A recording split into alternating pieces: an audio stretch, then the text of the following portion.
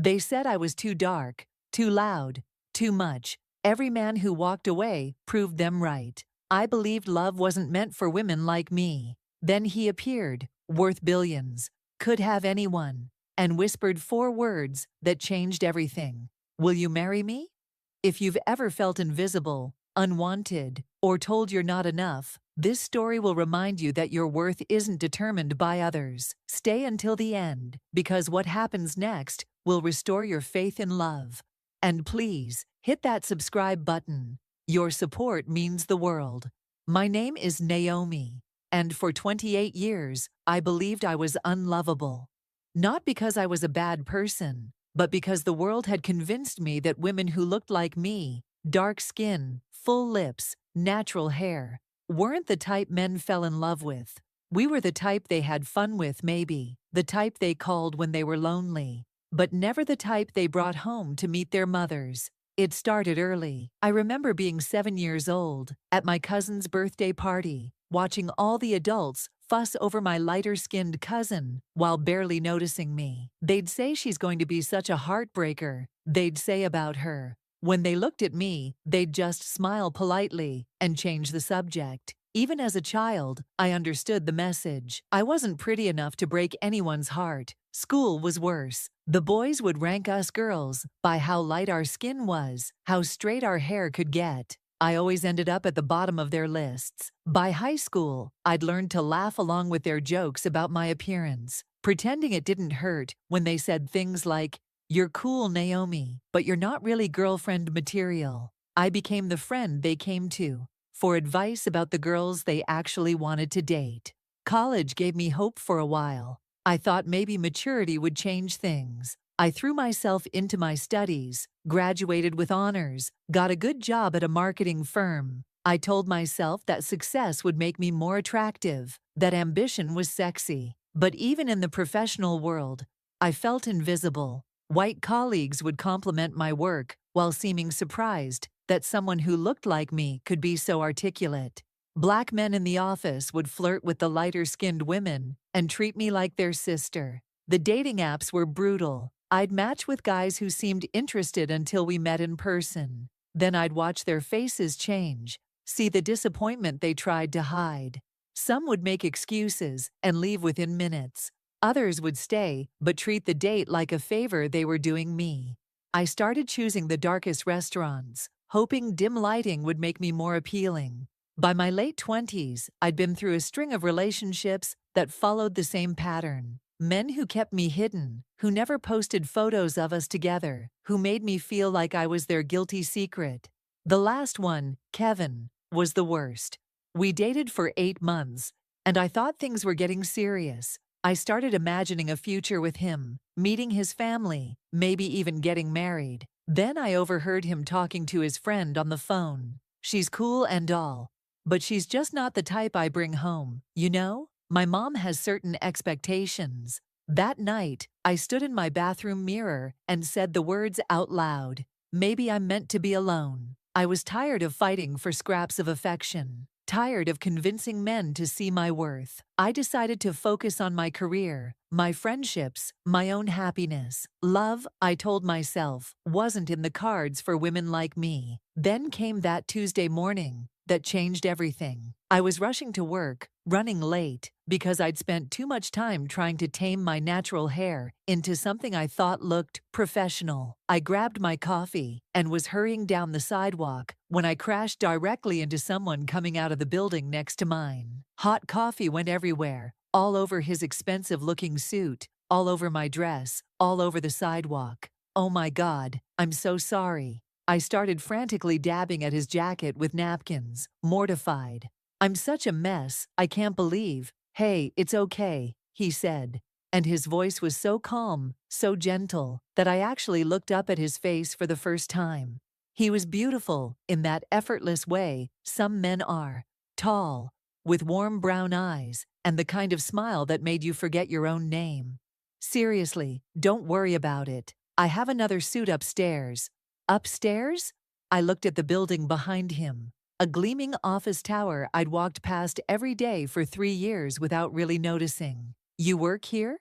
Something like that, he said, still smiling. I'm Adrian. Naomi. I was still holding the coffee-stained napkins, feeling ridiculous. I really am sorry. Can I pay for the dry cleaning? Or buy you a new suit? I know it probably cost more than my rent, but he laughed, and it was such a genuine sound that I found myself smiling too. How about you let me buy you a new coffee instead? Since you sacrificed yours to redecorate my jacket, I blinked. You want to buy me coffee? If you're not too busy redesigning people's wardrobes. He gestured toward my own coffee-stained dress. Looks like you could use a new outfit too.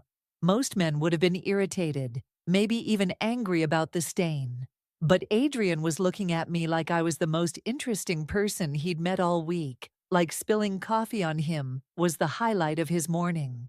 I couldn't remember the last time someone had looked at me like that. I should really get to work, I said. But I didn't move. Where do you work? Marketing firm. 2 blocks over. I pointed vaguely in the direction of my office. I'm already late. Call in sick, he said. And there was something playful in his eyes that made my heart skip. Tell them you had a coffee emergency. I laughed despite myself. I can't just call in sick because a stranger wants to buy me coffee. I'm not a stranger. I'm Adrian, and you're Naomi. And we've already shared a bonding experience involving caffeine and expensive fabric. He pulled out his phone. What's your number? I'll call you later, and we can do this properly. I should have said no. I should have walked away, gone to work, forgotten about the handsome man with the kind eyes. But something about the way he looked at me made me feel visible, in a way I hadn't experienced before. So I gave him my number. He called that same evening. Not a text, not a casual, hey, what's up? An actual phone call. We talked for 3 hours. He asked about my work, my dreams, my favorite books. He told me about his love of architecture, his travels, his complicated relationship with his father. When I mentioned that I'd always wanted to try that new restaurant downtown, but couldn't afford it, he said, let's go this weekend. My treat. You don't have to. I want to, he said simply. I'd like to take you somewhere nice. Our first date was everything I'd dreamed about, but never experienced. He picked me up at my apartment, actually came to the door with flowers. Not expensive roses, but sunflowers. Because I'd mentioned loving their brightness during our phone call. He opened doors, pulled out my chair, looked directly into my eyes when I talked. When I got nervous and started rambling about work, he leaned forward and listened, like my stories about difficult clients were the most fascinating thing he'd ever heard. You're different, I told him over dessert, then immediately regretted it. Sorry, that probably sounds weird. Different how? Most guys I date seem like they're doing me a favor just by showing up. You actually seem happy to be here. He reached across the table and took my hand. I am happy to be here. Happier than I've been in a long time. I wanted to believe him. But years of disappointment had taught me to be careful. Why? I asked. You could probably date anyone. Why me? He was quiet for a moment, considering. Because when you laugh, your whole face lights up.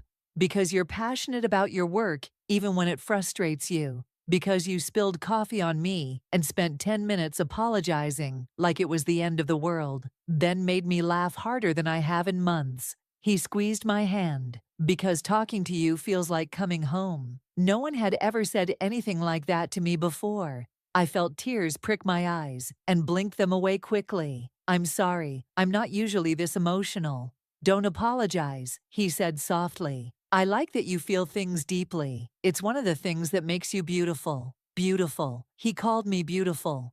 And the way he said it made me almost believe it. The next few weeks were like living in a dream. Adrian would text me good morning and good night every day. He'd send flowers to my office, different ones each time, always with notes that made me smile. My colleagues started asking who my secret admirer was, and for the first time in my life, I had a romantic story to tell. Our second date was a picnic in the park. He'd packed sandwiches and fruit and a bottle of wine, and we spent the afternoon talking and laughing under a big oak tree. When it started to rain, instead of running for cover, he pulled me up to dance in the drops. I felt young and silly and completely alive. You're crazy, I told him, spinning in his arms. Crazy about you, he said. And then he kissed me.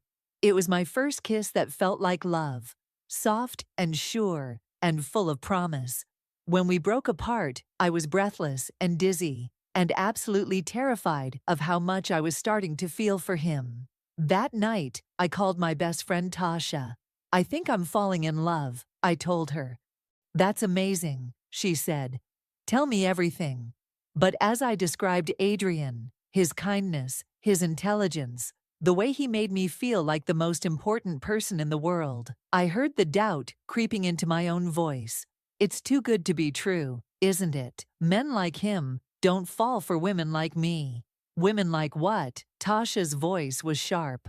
Smart, successful, beautiful women. You know what I mean. No, I don't, and neither should you, she sighed. Naomi, you've been carrying around other people's opinions about your worth for so long that you've forgotten how incredible you are. Maybe it's time to start believing what this man is telling you. I wanted to believe it. Every time Adrian looked at me, every time he touched my hand or made me laugh, I felt like maybe Tasha was right. Maybe I was worthy of love after all. Our third date was dinner at his apartment. He'd cooked for me, nothing fancy, just pasta and salad. But he'd lit candles and put on music and treated it like the most important meal of his life. After dinner, we sat on his couch, talking and kissing. And when he suggested we move to the bedroom, I said yes, without hesitation. Being with Adrian was nothing like my previous experiences. He was patient and gentle and completely focused on my pleasure. He whispered my name like it was something precious, touched me like I was made of fine china. Afterward, we lay tangled together in his sheets, and I felt more beautiful than I ever had in my life. I could get used to this, I said, tracing patterns on his chest. I hope you do, he said, pressing a kiss to the top of my head. I hope you get very used to this. That's when I noticed the magazine on his nightstand. A business publication with a familiar face on the cover. I picked it up, and my heart stopped. Adrian Chen, tech billionaire at 34. How he built his empire. I stared at the photo, then at the man lying beside me. Adrian Chen, I said slowly. You're Adrian Chen. He went very still. Yes, the Adrian Chen, the one who sold his company for $2 billion, the one who's on the Forbes list. Yes. I sat up, clutching the sheet to my chest. Why didn't you tell me? Because I wanted you to know me, not my bank account. He sat up too, reaching for my hand. I wanted you to like me for me, but you lied to me. I never lied. I just didn't volunteer information about my net worth. His voice was gentle but firm. Would it have changed anything?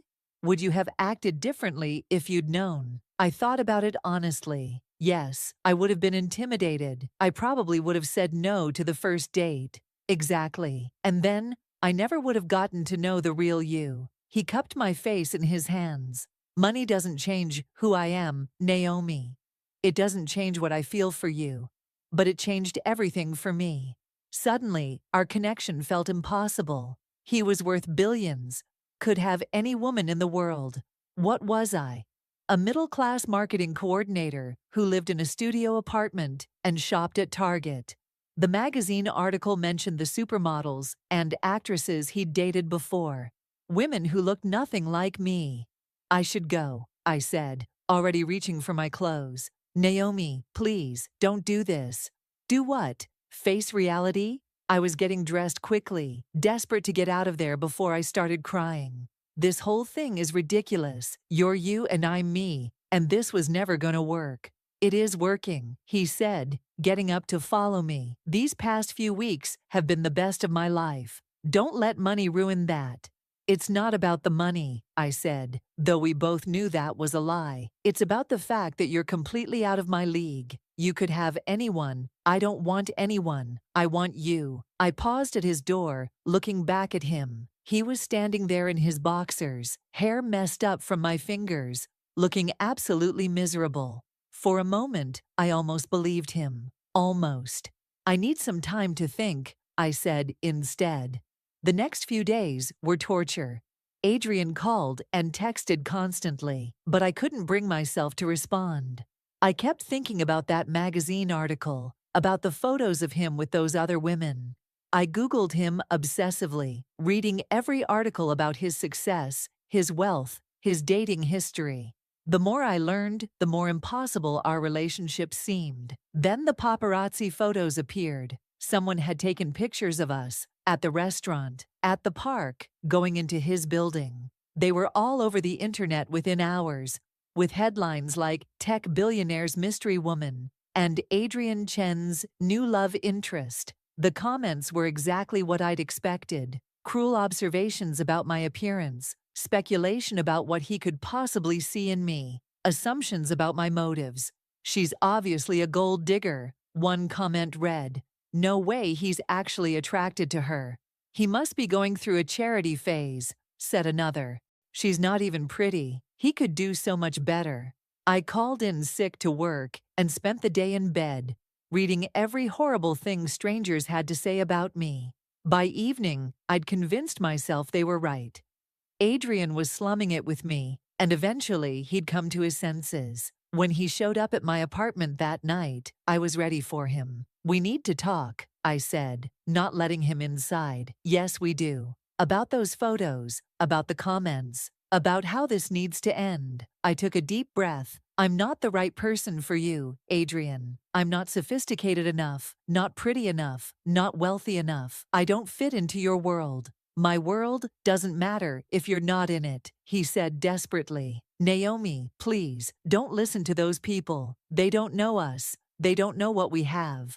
"What we have is fantasy," I said, hating myself for the words, even as I spoke them. "You're a billionaire, and I'm nobody. This was never gonna work. You're not nobody. You're everything." He stepped closer. "You're the first person who's ever loved me for who I am, not what I can give them." "I never said I loved you," I lied. The hurt in his eyes was devastating. "Right, of course." He stepped back. "I'm sorry I bothered you." He left, and I closed the door and slid down it, sobbing. I'd just walked away from the best thing that had ever happened to me, but I'd convinced myself I was being realistic, practical, smart. I was miserable. The next few weeks were the worst of my life. I threw myself into work, but everything reminded me of Adrian. The flowers he used to send, the restaurants we'd talked about trying, the songs he'd played during our picnic. I missed his laugh, his touch, the way he made me feel like I was the most important person in the world. Tasha tried to talk sense into me. "You're being ridiculous," she said over coffee. "So what if he's rich? He chose you. Out of all the women in the world, he chose you." "He chose me because I was different," I said. "A novelty." "Eventually, he would have gotten bored. Or maybe he chose you because you're amazing, and you're the only one who can't see it." I wanted to believe her, but the voices in my head were too loud. The same voices that had been there since childhood, telling me I wasn't enough, would never be enough. Then he showed up at my office. I was in the middle of a presentation when my assistant knocked on the conference room door. "Naomi, there's someone here to see you. He says it's urgent." I excused myself and walked to the reception area, and there he was. Adrian, in a perfectly tailored suit, holding a bouquet of sunflowers. He looked tired, like he hadn't been sleeping well, but his eyes lit up when he saw me. "We need to talk," he said. "Adrian, I can't do this here." "Then where? You won't answer my calls. You won't see me. I'm desperate, Naomi. I'm completely lost without you." My colleagues were staring, whispering among themselves. I could see the recognition dawning on their faces as they realized who he was. "Fine," I said quietly, "but not here." We walked to a small park around the corner, sitting on a bench away from curious eyes. For a moment, neither of us spoke. "I miss you," he said finally. "Adrian, let me finish, please." He turned to face me. "I've been thinking about what you said, about not fitting into my world. And you're right. You don't fit into that world, because that world is shallow and empty, and everything I was trying to escape from when I met you." He reached for my hand, and I let him take it. "I don't want you to fit into my world. I want to build a new world with you, one where money doesn't matter, where the only thing that counts is how we feel about each other. It's not that simple, I said, but my resolve was weakening. It is that simple. Love is simple. Everything else is just noise. He brought my hand to his lips, pressing a soft kiss to my palm. I love you, Naomi. I love your laugh, your passion, your kindness. I love the way you make me feel like the best version of myself. I love that you see me as just Adrian, not Adrian Chen, the billionaire. Tears were streaming down my face now. I love you too, I whispered. I've loved you since that first night we talked for 3 hours. But I'm scared. Of what? Of not being enough. Of you waking up one day and realizing you could have someone better. Better than the woman I love. Impossible. He cupped my face in his hands. You are enough, Naomi. You're more than enough. You're everything I never knew I needed. The comments online are from people who don't know us, people who are jealous and bitter and have nothing better to do than tear others down. His thumb wiped away my tears. I don't care what they say. I only care what you say. I'm sorry, I said. I'm sorry I ran away. I'm sorry I didn't trust what we had. We can start over, he said. We can take it slow, do whatever you need to feel secure. I just need you to give us another chance. I looked into his eyes and saw nothing but love and sincerity. For the first time in my life, I decided to trust that someone could love me exactly as I was. Okay, I said, let's try again. The second time around was different. Adrian was more patient, more open about his feelings. He introduced me to his friends gradually, always making sure I felt comfortable. He defended me fiercely when people made cruel comments, and slowly, I began to believe that he really did love me. We took a weekend trip to his family's cabin in the mountains. It was simple and rustic, nothing like the luxury I'd expected. We cooked meals together, took long walks, talked about our dreams and fears. On Saturday night, we sat by the fire, and he told me about his childhood, about feeling isolated by his wealth, about wanting to find someone who loved him for who he was inside. I spent so many years being alone, he said, surrounded by people who wanted things from me, but completely alone. Then you spilled coffee on me and changed everything. I'm glad I'm a klutz, I said, curling up against his side. I'm glad you're you, he said, pressing a kiss to my hair. Exactly as you are.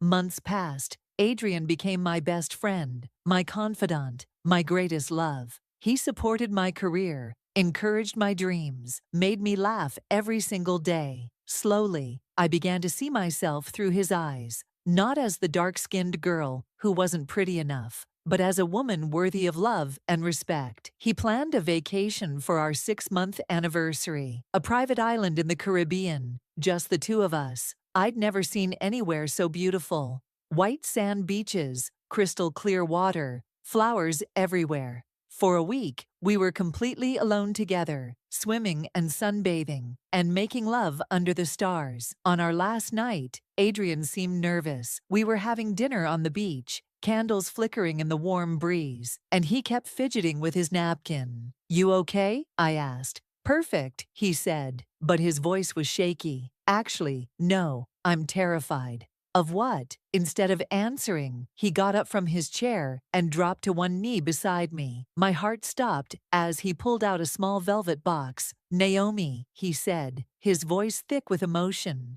6 months ago, you literally crashed into my life and turned everything upside down. You made me remember what it felt like to be happy, to be loved for who I am instead of what I have. You taught me that home isn't a place, it's a person. I was crying now, ugly, happy tears streaming down my face. I know I'm not perfect, he continued. I know my world is complicated and sometimes cruel, but I promise to love you fiercely, to protect you always, to spend every day proving that you're the most important thing in my life. He opened the box, revealing a simple, beautiful diamond ring. Will you marry me? I looked at this man who had seen past every wall I'd built, who had loved me when I couldn't love myself, who had taught me that I was worthy of everything I'd ever dreamed of. Yes, I whispered. Yes, but not because you're rich. Because you see me, because you love me, because you make me believe I'm enough. He slipped the ring onto my finger with shaking hands, then stood up and kissed me with everything he had. We held each other on that beach, both of us crying and laughing, and I felt like the luckiest woman in the world. I love you, he said against my lips. I love you too, I said. All of you. Just as you are. Our wedding was everything I dreamed of, but never thought I'd have. Both our families were there, united in their joy for us. My mother, who had worried I'd never find someone to love me, cried through the entire ceremony. Adrian's parents, who had been skeptical at first, embraced me as their daughter. As I walked down the aisle toward the man who had changed my life, I thought about that broken girl who had stood in her bathroom mirror and declared herself unlovable. I wished I could tell her that she was wrong, that love was waiting for her, that she was worthy of everything her heart desired. During our vows, Adrian said, "You taught me that love isn't about finding someone perfect. It's about finding someone who makes you want to be perfect for them." I said, "You taught me that I was never broken. I was just waiting for someone who could see me as whole." Now, 2 years later, I can honestly say that I've never been happier.